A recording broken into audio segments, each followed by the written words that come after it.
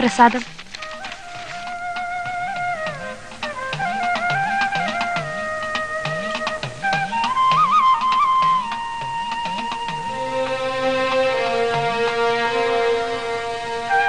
ഇതിലും നല്ലത് ഒന്ന് വാങ്ങിച്ചു തരണം എന്നുണ്ടായിരുന്നു.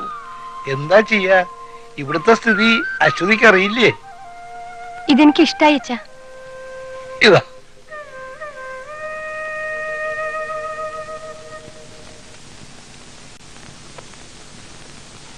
അപ്പച്ചി, ഞാൻ പോവാ. പിറന്നാളായിട്ട് ഇത്തിരി പായസം കഴിച്ചിട്ട് പോയാ മതി. എനിക്ക് നേരായി. നല്ലൊരു ദിവസമല്ലേ, കോളേജിൽ പോകണ്ടെന്ന് പറഞ്ഞാൽ കേക്കില്ല. ഇത്തിരി വൈകാണിച്ച് അങ്ങോട്ട് വൈകട്ടെ.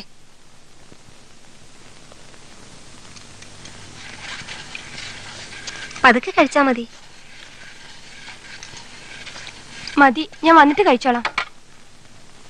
വലിയൊരു പിറന്നാൾ സദ്യ ഉണ്ടാക്കാൻ ഇവിടെ ആരായിരിക്കണേ? എന്നാലും ഉച്ചയ്ക്ക് ഇങ്ങോട്ട് പോന്നോളൂ കേട്ടോ. ഇല്ല, ഞാൻ ക്ലാസ് കഴിഞ്ഞേ വരൂ.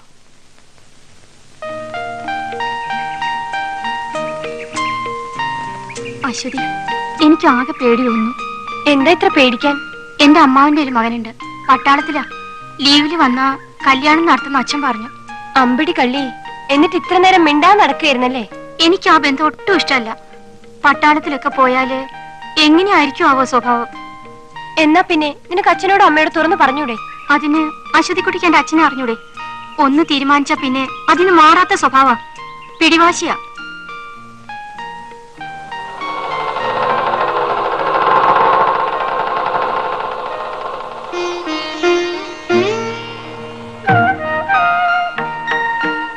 ആളങ്ങ് സ്മാർട്ടായി പോയല്ലോ.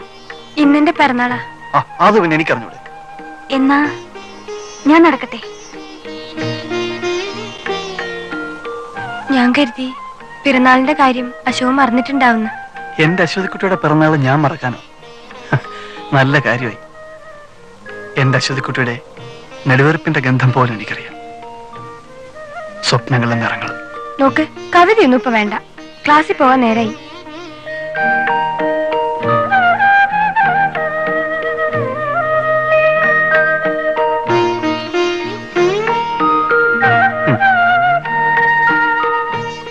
ഇതല്ല ഞാൻ തരാൻ ഉദ്ദേശിച്ചത്. പിന്നെന്താ?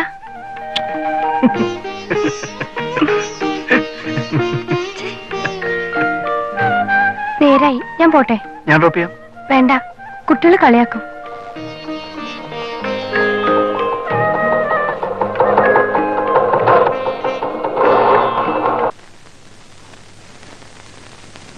അടിച്ചമർത്തൽ എന്നും എല്ലാ ഭാഗത്തുനിന്നും ഉണ്ടാവും എന്ന് കരുതി നമ്മൾ തളരരുത്. ജനങ്ങളെ ശരിയായ പാതയാണെന്ന് ബോധ്യപ്പെടുത്തണം. അതിങ്ങനെ ഗ്രൂപ്പ് വഴക്കൽ ഉണ്ടാക്കിയാൽ എങ്ങനെ? ആദ്യം നമ്മൾ ശക്തരാണെന്ന് തെളിയിക്കണം. പരസ്പര വിരുദ്ധമായ പ്രസ്താവനകളും പ്രവർത്തനങ്ങളും ജനങ്ങളിൽ തെറ്റിദ്ധാരണകൾ ഉണ്ടാക്കും. പത്രങ്ങളുടെ വായു പിടിക്കട്ടാൻ നമ്മളെ കൊണ്ടാവില്ല. എതിർ പ്രസ്താവനകൾ പുറപ്പെടുവിച്ചാൽ അവർ പ്രസിദ്ധപ്പെടുത്തുകയുമില്ല. നമ്മളിങ്ങനെ ചോദ്യങ്ങൾക്ക് ഉത്തരം കണ്ടെത്താനിരുന്നാൽ പോരാ. ശരിയായ ഉത്തരങ്ങൾ കണ്ടെത്തിയാലേ പ്രശ്നങ്ങൾക്ക് പരിഹാരം ഉണ്ടാവും. ശരി, വരൂ. അബു എപ്പോഴാ അങ്ങോട്ടെത്തുക? രാത്രി.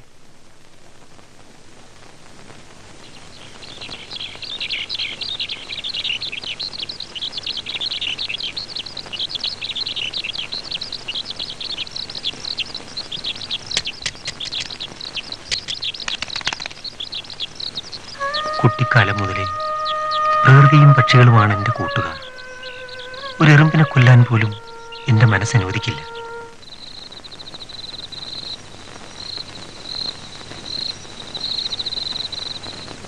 എടാ അബു, ഈ ഇങ്ങനെ രാവും പോലും പുസ്തകം വായിച്ചോണ്ടിരുന്നാ മതിയോ?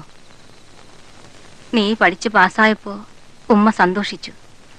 അനക്ക് ജോലി കിട്ടി, നമ്മുടെ കഷ്ടപ്പാടുകളൊക്കെ തീരുമെന്ന് ഉമ്മ കിനാവ് കണ്ടു. 4 ആളുടെ കൈയും കാലും പിടിക്കാതെ നല്ലൊരു ജോലിയും കിട്ടില്ലെന്ന് മനസ്സിലായി. ഓരോ ആളുകൾ വന്നു അന്നെക്കുറിച്ച് പറയണ കേൾക്കുമ്പോ ഉമ്മാന്റെ മനസ്സിൽ തീയ. ആൾക്കാർക്ക് പറയാൻ വല്ലതും വേണോ ഉമ്മ? അന്നെപ്പോലെ ആവേശമുള്ള ആളായിരുന്നു എന്റെ ബാപ്പയും. ബാപ്പാന്റെ കാര്യം പറഞ്ഞ് എന്തിനാ അമ്മ എപ്പോഴും എപ്പോഴും ഇക്കാക്കാനെ വിഷമിപ്പിക്കണേ? ഇക്ക ഇങ്ങളുടെ ബാപ്പാനെ കുറിച്ചും ഇങ്ങളെ കുറിച്ചും അല്ലാതെ പിന്നെ എന്താ പറയാനുള്ളത്?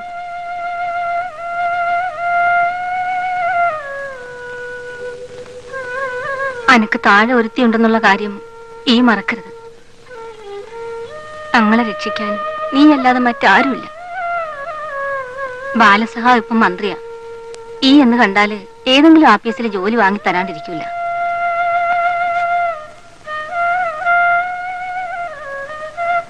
മോനെ അബു, നീ എങ്ങോട്ടാ പോണേ? അനക്ക് വല്ലതും കഴിക്കണ്ടേ? വേണ്ട.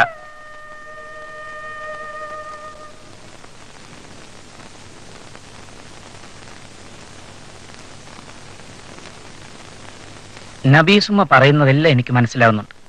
നിങ്ങളുടെ കുടുംബത്തോട് എനിക്ക് മരണം വരെ കടപ്പാടുണ്ട്. ഞാനൊന്നും മറന്നിട്ടില്ല. ആയിഷയ്ക്കൊരു നല്ല ജീവിതം, അബുവിനൊരു ജോലി, ഹംസയുടെ കുടുംബം നല്ല നിലയിലാവണം. എന്റെ ആഗ്രഹവും അതാണ്.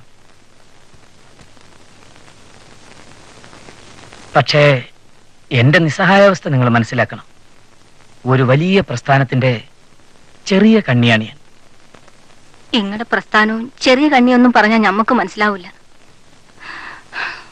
ഓന്റെ ബാപ്പ ഉണ്ടായിരുന്നെങ്കിൽ.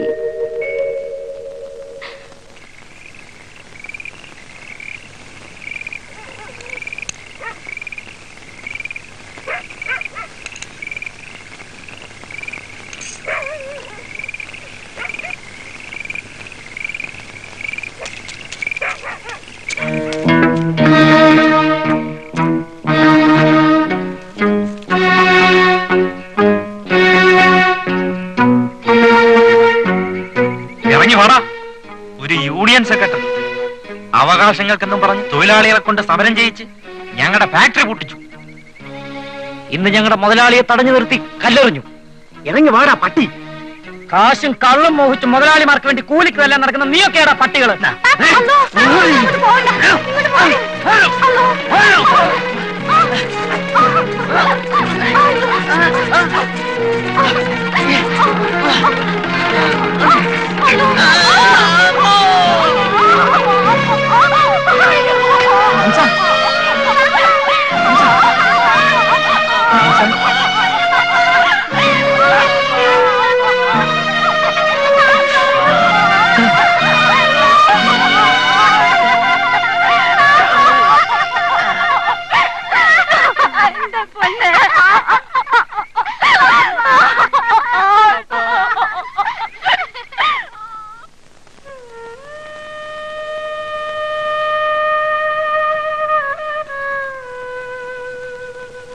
അന്ന് നിങ്ങള് നമ്മുടെ കുടിയിൽ വന്നില്ലായിരുന്നെങ്കിൽ നമ്മുടെ കെട്ടിയ മയ്യത്താവില്ലായിരുന്നു. നമ്മൾ ഇന്നിങ്ങനെ നിങ്ങളുടെ മുമ്പിൽ വന്ന് നിൽക്കേണ്ടിയും വരില്ലായിരുന്നു. നബീസുമ്മ, നിങ്ങൾ പറയുന്ന എല്ലാം സത്യമാണ്. പാർട്ടിയിൽ നിന്നുകൊണ്ട് എന്റെ സ്വന്തം ഇഷ്ടത്തിന് ചെയ്യാവുന്നത് ഒന്നേ ഉള്ളൂ. വേണമെങ്കിൽ ഞാൻ ഈ മന്ത്രിസ്ഥാനം രാജിവെക്കാം. നിങ്ങൾ നിങ്ങളുടെ പദവിയും പത്രാസവും ഞമ്മക്ക് വേണ്ടി കളയണ്ട. ഞാനും മക്കളും എന്റെ തൂപ്പുജോലി കൊണ്ട് കിട്ടുന്ന പൈസ കൊണ്ട് ജീവിച്ചോളാം. ഇനി ഒരിക്കലും നിങ്ങളെ ബുദ്ധിമുട്ടിക്കാൻ നമ്മൾ വരില്ല. പാമോനെ, നിങ്ങളൊരു ബൂർഷ്വാ ഭരണകൂടത്തിന്റെ പങ്കാളിയാണ്. ഞാൻ എന്റെ ഉമ്മയുടെ കൂടെ ഇങ്ങോട്ട് വന്നത് നിങ്ങൾ എനിക്കൊരു ഉദ്യോഗം ഉണ്ടാക്കി തരുമെന്ന വിശ്വാസം കൊണ്ടല്ല, എന്റെ ഉമ്മയുടെ മനസ്സ് വേദനിപ്പിക്കാതിരിക്കാൻ വേണ്ടി മാത്രമാണ്.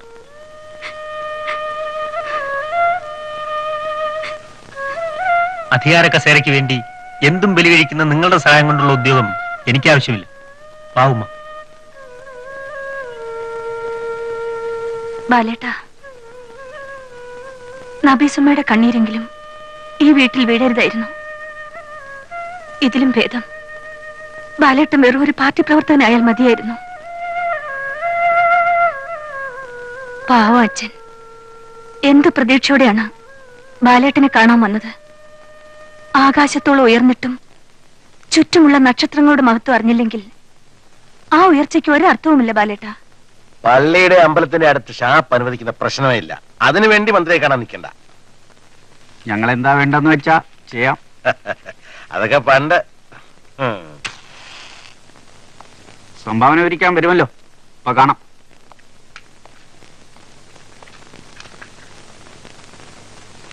ഏടാ കൊച്ചെന്തു എന്ന് തുടങ്ങിയടാ ഈ വേഷം?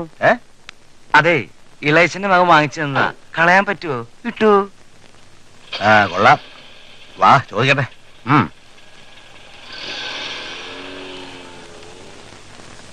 ഞാൻ നിന്നെ അന്വേഷിച്ച് നടക്കുകയായിരുന്നു. നമ്മുടെ shop employees union secretary Purush പറഞ്ഞു.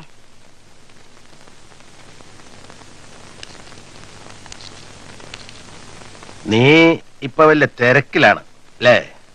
തിരക്കെന്ന് പറഞ്ഞാ അങ്ങനെ വലിയ തിരക്കൊന്നുമില്ല. അതൊക്കെ സഖാവിന് അറിഞ്ഞൂടെ? ഭരണം നമ്മുടെ ആയിപ്പോ തിരക്കില്ലാന്നും പറഞ്ഞൂടാ.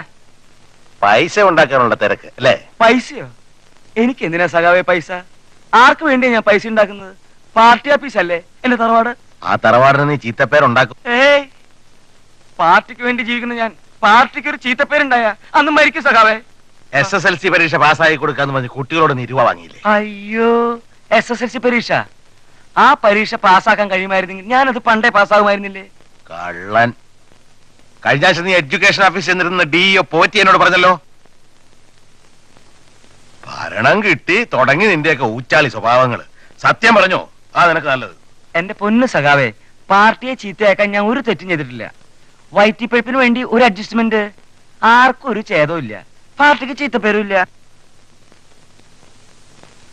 കുട്ടികളെ പാസ്സാക്കാമെന്ന് പറഞ്ഞ് രൂപ വാങ്ങിയ സത്യമാണ്, അതിലൊരു തിരിമറിയില്ല.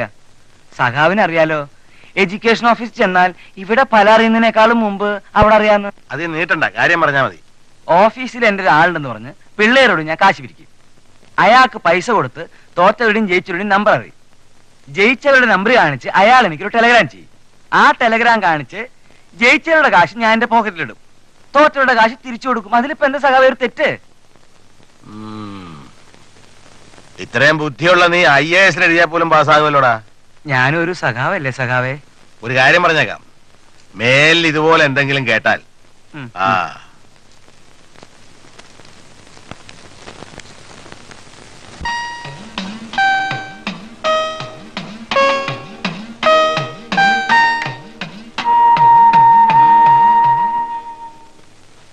സാവിത്രി,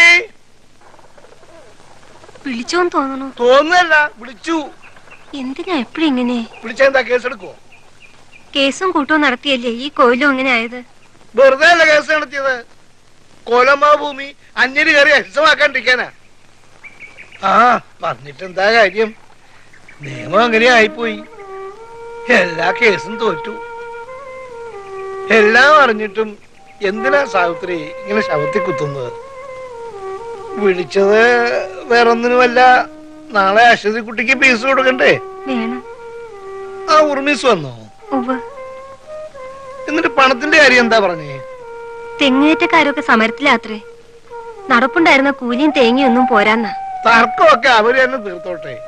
തെങ്ങും പറമ്പ് കരാറെടുക്കുമ്പോ മാസാമാസം തരാമെന്ന് പറഞ്ഞു ഉറപ്പിച്ചിട്ടുള്ള പണം കിട്ടണം. ഏട്ടന് പോയി ഉറുമീസിനോട് കുറച്ച് പണം ചോദിച്ചൂടെ? ഒരു യൂണിയൻ. ഇനിയിപ്പോ ഭക്ഷണം കഴിക്കാനും അവന്മാരുടെയൊക്കെ ഉത്തരവ് വേണ്ടി വരുമോ ആവോ? ഫീസിന്റെ കാര്യം മറന്നിട്ടില്ല. ആരാ? സുമിത്രേ, അശ്വതി അപ്പുറത്തുണ്ട്, വരൂ.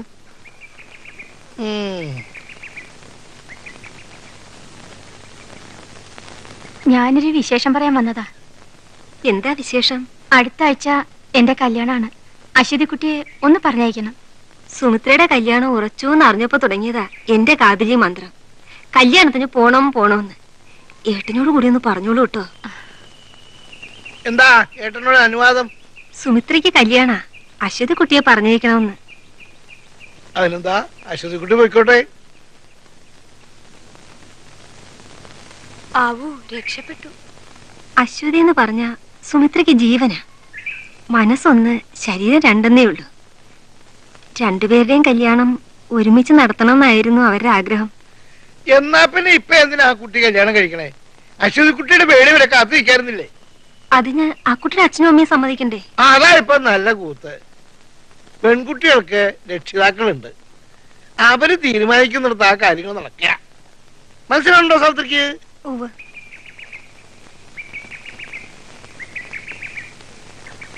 നല്ല ഒരു ബന്ധം ഒത്തു വന്നാൽ അശ്വതി കുട്ടിയുടെയും പേടി ഞങ്ങൾ നടത്തണം. കല്യാണം കഴിഞ്ഞാൽ കുട്ടിയെ വിചാരിക്കുമ്പോഴൊക്കെ കാണാൻ പറ്റില്ല എന്ന് ഓർക്കുമ്പോഴാ സങ്കടം. അശ്വതി കുട്ടി എന്തിനാ വിഷമിക്കുന്നത്? ഞാനിതിന് പട്ടാളക്കാരൻ്റെ കൂടെ ഒന്നും പോകുന്നില്ലല്ലോ, ഇവിടെ തന്നെ ഉണ്ടാവുമല്ലോ.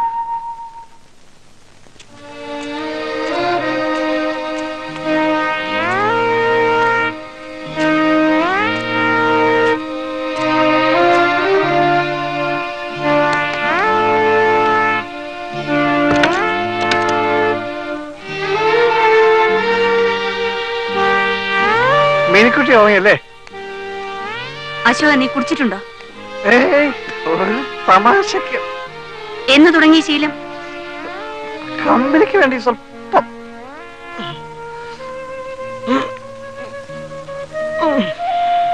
എന്താ ചേട്ടനിക്ക് മനസ്സിലായില്ലേ പണം? എവിടുന്നാ നിനക്ക് ഇത്രയേറെ പണം കിട്ടിയത്? മന്ത്രിയുടെ അനിയായ ഇങ്ങനെയൊക്കെ ആയിരിക്കും. ഒരു വാക്കിന്റെ ചെലവേ ഉള്ളൂ. പണം എത്ര വേണേ കിട്ടും. നീ ചേട്ടന് ചീത്തയാക്കാൻ ഇറങ്ങിയിരിക്കണോ? ചേട്ടൻ ആവശ്യത്തിന്റെ പേര് മാത്രം മതി. എന്റെ പൊണ്ണ് ചേട്ടത്തിയമ്മേ, കുറച്ച് സമ്പാദിക്കാൻ കൂടി പറ. കുറെ ജയിലിൽ കിടന്നതും തല്ലുകൊണ്ടൊക്കെ അല്ലേ. ഇപ്പൊ നല്ല ക്യാഷ് ഉണ്ടാക്കാൻ പറ്റിയ സമയം. മന്ത്രിസ്ഥാനം പോയാലേ കാക്ക പോലും തിരിഞ്ഞു നോക്കില്ല. ചേട്ടത്തി, ഞാനൊരു കാര്യം പറഞ്ഞു. ചേട്ടനെ ആവശ്യം കൊണ്ട് കിടക്കും. ചേട്ടത്തിക്ക് എന്റെ അവിടെ നിന്ന് തരാമോ? പിന്നത്തെ കാര്യമൊക്കെ ഞാൻ ഏറ്റു. ഓക്കെ, ഇവിടെ ഈ ഫോൺ ഉണ്ടല്ലോ, ഒന്ന് വിളിച്ചാൽ മതി. മന്ത്രിയുടെ ഭാര്യയുടെ വാക്ക് ഏത് ഓഫീസറും അനുസരിക്കും. പണമല്ല, എന്ത് വേണം ഇവിടെ എത്തും. അശോകൻ, നീ തന്നെയാണോ ഇതൊക്കെ പറയുന്നത്? അതോ നിന്റെ വയറ്റിൽ കിടക്കുന്ന മദ്യോ? ഞാൻ അത്ര പൂസായിട്ടൊന്നുമില്ല. പിന്നെ ഞാനിപ്പോ സംസാരിക്കുന്നത് ചേർത്തിയോടല്ല, മന്ത്രിയുടെ ഭാര്യ.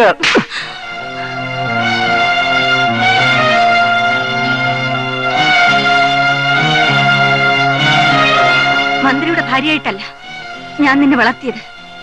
ഒരമ്മയെ പോലെ ലാളിച്ച് ലാളിച്ച്.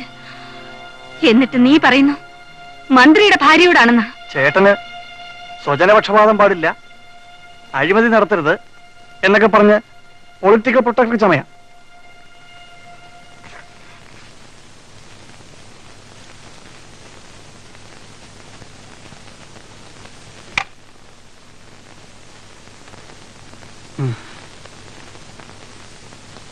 മിനിക്കുട്ടി, മിനിക്കുട്ടി, മിനിക്കുട്ടി.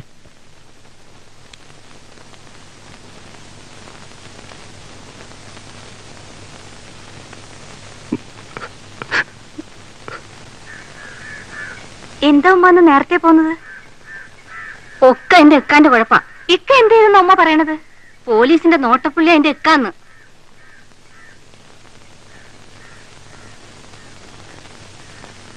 ഈ രാത്രി നേരങ്ങളില് ഈ എങ്ങോട്ടാ പോണതാ പോ? ഇപ്പൊ എന്താ ഉണ്ടായേ? ഉമ്മയ്ക്ക് എന്താ പറ്റിയത്? നമ്മളെ ജോലിന്ന് പിരിച്ചുവിട്ടു. സർക്കാർ ജോലി അല്ലെങ്കിലും ആ ക്ലിനിക്കിലെ തൂപ്പുപണി കൊണ്ട് ആളുടെ മുന്നിൽ ഇരക്കാതെ ജീവിക്കായിരുന്നു. ഇപ്പൊ അതും പോയി. എന്തു പറഞ്ഞാ അവർ ഉമ്മാനെ പിരിച്ചുവിട്ടത്? നീ നക്സലൈറ്റ് ആണെന്ന്. പണിക്കര് സാറും അത് തന്നെ പറഞ്ഞു. എന്നോട് സൂക്ഷിച്ചു നടന്നോളാൻ. ഞാൻ സൂക്ഷിച്ചു തന്നെ നടക്കുന്നത്. പക്ഷെ അവര് തെളിക്കുന്ന വഴിക്കല്ലെന്ന് മാത്രം. എന്റെ റബ്ബേ, നമ്മുടെ നാട്ടിലെ തൊഴിൽ രഹിതരായ ലക്ഷക്കണക്കിന് ചെറുപ്പക്കാരുടെ തൊഴിലില്ലായ്മയ്ക്ക് പരിഹാരം കാണുന്നതിന് നമ്മുടെ ഗവൺമെന്റ് ആവിഷ്കരിച്ചിട്ടുള്ള പരിപാടികളെ കുറിച്ച് വിശദീകരിച്ചുകൊണ്ട് ബഹുമാനപ്പെട്ട തൊഴിൽ എക്സൈസ് വകുപ്പ് മന്ത്രി ശ്രീ പി ബാലകൃഷ്ണൻ നാളെ വൈകുന്നേരം 7 മണിക്ക് നഗരസഭാ ഹാളിൽ പ്രസംഗിക്കുന്നതാണ്. എല്ലാ നാട്ടുകാരും ഈ യോഗത്തിൽ പങ്കെടുത്ത് ഈ യോഗം വിജയിപ്പിക്കണമെന്ന് അഭ്യർത്ഥിക്കുന്നു. നാളെ വൈകുന്നേരം 7 മണിക്ക് മന്ത്രി ശ്രീ പി ബാലകൃഷ്ണൻ നഗരസഭാ ഹാളിൽ പ്രസംഗിക്കുന്നതാണ്. വാക്കുകൾ കൊണ്ടൊന്നും തൊഴിലില്ലായ്മ പരിഹരിക്കാൻ പറ്റൂല. അടുത്തതായി നമ്മുടെ മന്ത്രി സഖാവ് ബാലകൃഷ്ണൻ നിങ്ങളോട് സംസാരിക്കുന്നതാണ്.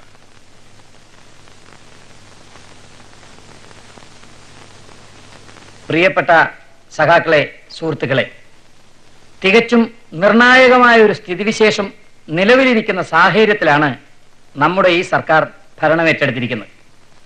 ഈ ഗവൺമെന്റ് തെരഞ്ഞെടുപ്പ് പ്രകടന പത്രികയിൽ പറഞ്ഞിട്ടുള്ള ഓരോ കാര്യങ്ങളും പ്രവൃത്തിപഥത്തിൽ കൊണ്ടുവരാൻ ശ്രമിക്കുന്നതായിരിക്കും.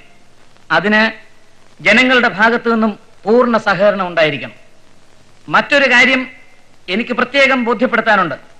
അത് ഇന്ന് നമ്മുടെ സർക്കാർ നേരിട്ടുകൊണ്ടിരിക്കുന്ന സാമ്പത്തിക പ്രതിസന്ധിയെക്കുറിച്ചാണ്. 25 ലക്ഷം അഭ്യസ്തവിദ്യരായ തൊഴിൽ രഹിതരാണ് നമ്മുടെ ഈ കൊച്ചു കേരളത്തിലുള്ളത് എന്ന് നിങ്ങൾക്കറിയാമല്ലോ. അതിൽ 10 ലക്ഷം തൊഴിൽ രഹിതർക്ക് തൊഴിൽ നൽകാനുള്ള ഒരു പദ്ധതി ആസൂത്രണം ചെയ്തു വരികയാണ് നമ്മുടെ ഈ ഗവൺമെന്റ്.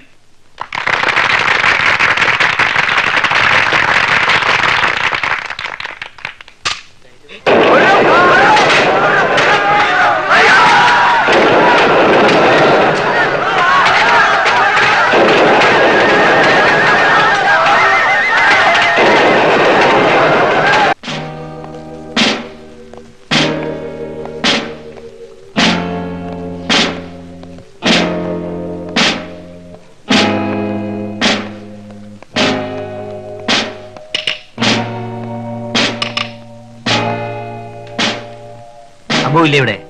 ഇല്ല, എവിടെ പോയി? 2 ദിവസം മുമ്പ് പോയതാ. നുണ പറയതല്ലേ?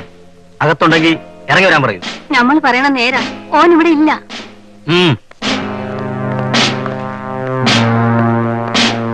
ഓൻ എന്ത് കുറ്റാ ചെയ്തേ? തള്ളയ്ക്കൊന്നും അറിയില്ലേ? ഇല്ല, ഞമ്മക്കൊന്നും അറിയില്ല.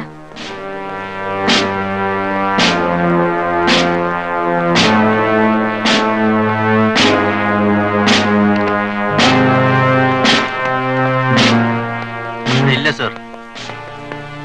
വന്ന ഉടനെ വരാൻ പറയണം. ഓ, ഇല്ലെങ്കിൽ